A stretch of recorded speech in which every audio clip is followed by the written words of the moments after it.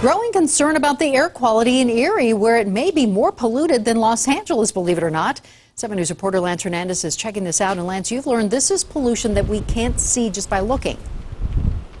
And we're talking about volatile organic compounds, which come from oil and gas development. Now, residents here are concerned because there are plans for a gas well just across the street from that school. And last night they told us they want to learn all they can about those compounds like ethane and propane, which they can't see, but they can breathe.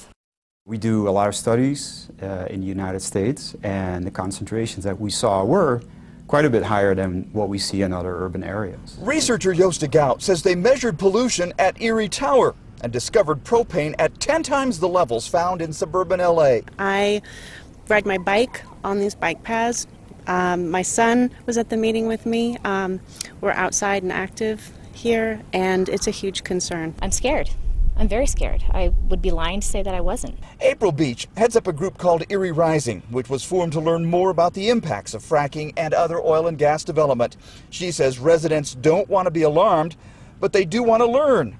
She says the information in the study is eye-opening. This is very, very concerning, and I think it should be not only for people in Erie, but we're all breathing this air. Just because there's a tower in Erie doesn't mean that this is an Erie-specific issue. The regionally representative concentrations that we saw at Erie, I don't think there's an immediate reason for concern. These compounds in themselves are not toxic. Now, while de Gout says that they're not toxic, he did say some can be reactive, and he says they can react with the sun and form ozone. That's why Erie Rising is asking for a halt to further oil and gas development within the town limits until those moms and dads can learn more about the effects of that development on their children.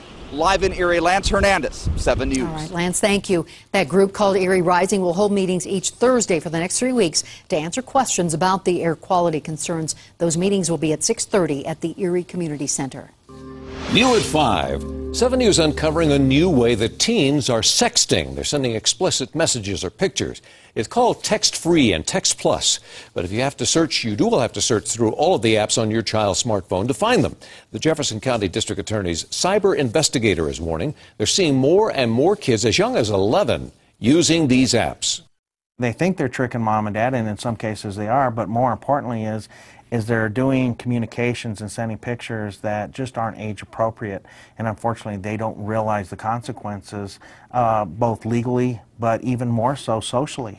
Tonight only on 7 News at 10 we'll show you how these apps work and how they could lead someone right to